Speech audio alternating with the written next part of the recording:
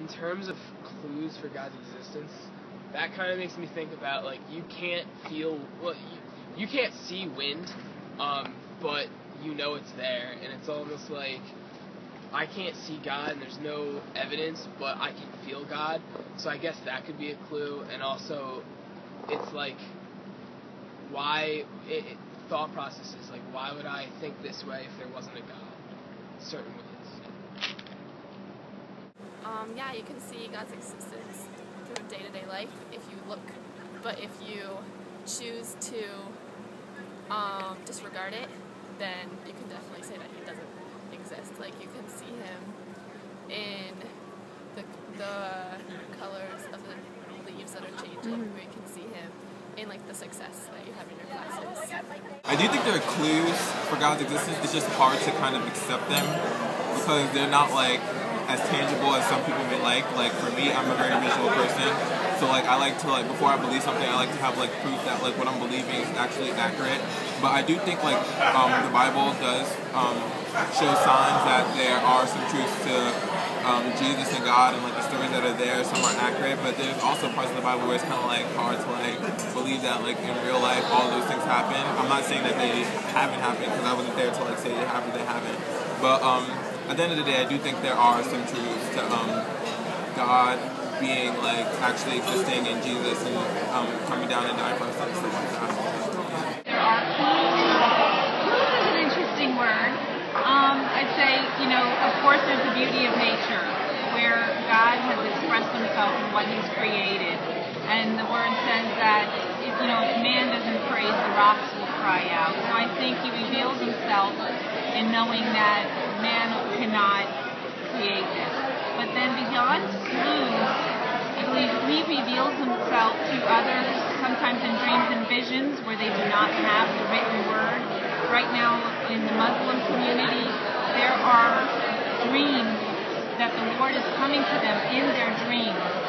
As a matter of fact, there was a missionary who was speaking with a Muslim after a filmed object. If you're familiar with the Jesus film, and the Muslim had said, that is the man that I saw in my dream last night. So clues, that's an easy word. Absolutely, because it's his desire to make himself known to us. So he's going to communicate to us and just speak to our heart. Dude, I think we all have this longing inside, regardless of what you believe, regardless of who you are, this longing for something significant. This like just longing, like when you see something beautiful or amazing or extravagant or wonderful, or you see like a kid smile or like a kid laugh, or you see even like a woman or like a man that's just beautiful. There's something that can't help you, that you can't help. But yeah, I think for me, that's a pretty strong thing to clue me in God's existence.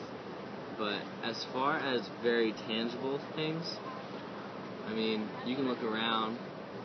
The more I learn about, human anatomy, the more I can't comprehend how those pieces could possibly have just fallen together.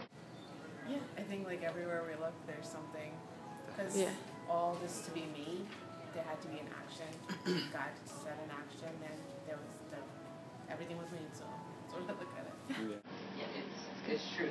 God is evident in all of creation, but it's secondary to Scripture, and we need to see it from the light of Christ's existence, and where he's been, and how he is, and who he is. And that makes general revelation and what's around us even more powerful and true, a lot more than any pantheistic viewpoint would say. It's a lot more powerful than people like to press. Definitely. Just like the whole creation thing. He came down in the form of Jesus, and they had evidence in Israel of Jesus being alive, like the tomb and all that. And honestly, just like looking at like creation and like how we're made and how we're so detailed and everything's different. And I think just in experiences in life, like you can pray for things and then like see, wow, like not right now you can't see it, but you can look back and see the hand of God and the work of Definitely.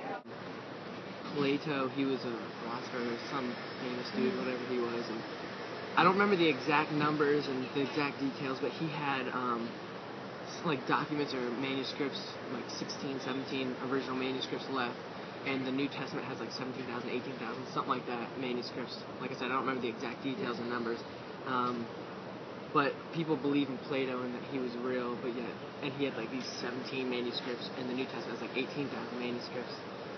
I hope those facts are right. I heard it somewhere else. It's pretty cool, but you know, I feel like the evidence is kind of overwhelming.